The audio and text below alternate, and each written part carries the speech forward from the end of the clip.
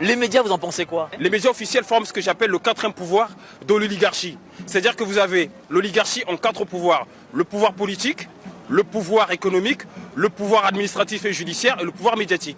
Aujourd'hui, vous avez des médias qui ont été rachetés par des milliardaires. Vous imaginez bien que dès lors que des médias appartiennent à des milliardaires, leur ligne idéologique et politique sera forcément défendre les intérêts de ceux qui les possèdent.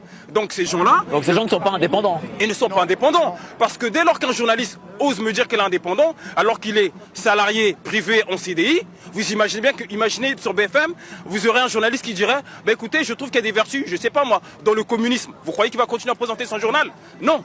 Parce qu'il va à l'encontre de la ligne idéologique de celui qui possède le journal. Donc quand les journalistes disent qu'ils sont indépendants, ce n'est pas vrai, ils ne sont pas indépendants. La preuve en est, dans le traitement médiatique, on voit bien que systématiquement, là regardez, on est en plein délire. Imaginez Kim Jong-un qui ferait des discours pendant 7-8 heures, qu'est-ce qu'on dirait pas? On dirait, bah c'est la Corée du Nord, on est dans une dictature. En France, on a un président qui monopolise les médias, qui est retransmis en direct pendant 7 heures.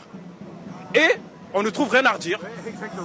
Et surtout, on nous dit que c'est un débat national. Mais monsieur, vous savez ce que veut dire le mot débat? Débat, vous et moi, nous débattons. Dialoguer. Et c'est un débat contradictoire.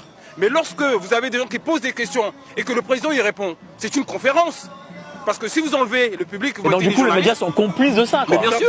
Mais bien sûr. Il n'y a qu'à voir la ligne des éditorialistes. Lorsque, par exemple, ils disent... Vous pensez à qui spécialement, à peu près? Quel journaliste spécifiquement? Je parle à Jean-Michel Apathy. Vous prenez par exemple Yves Calvi. Regardez Yves Calvi ce qu'il fait sur CNews.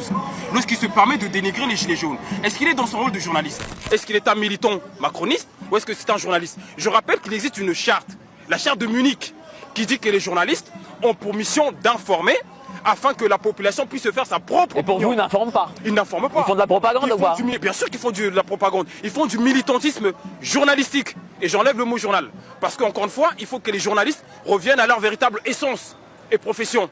Informer la population afin de réveiller le libre arbitre. Donc ce n'est pas Yves Calvi de me dire si les gilets jaunes c'est bien pour le pays ou pas. Lui, il doit juste donner les informations afin que moi, citoyen, je me fasse ma propre opinion. Donc les journalistes n'ont pas à nous faire la morale, ils n'ont pas à nous dire ce qui est bien, ce qui est mal, ils n'ont pas à nous dire quel système économique est mieux pour le pays ou pas, quel parti politique je dois voter ou pas. Ce n'est pas leur mission.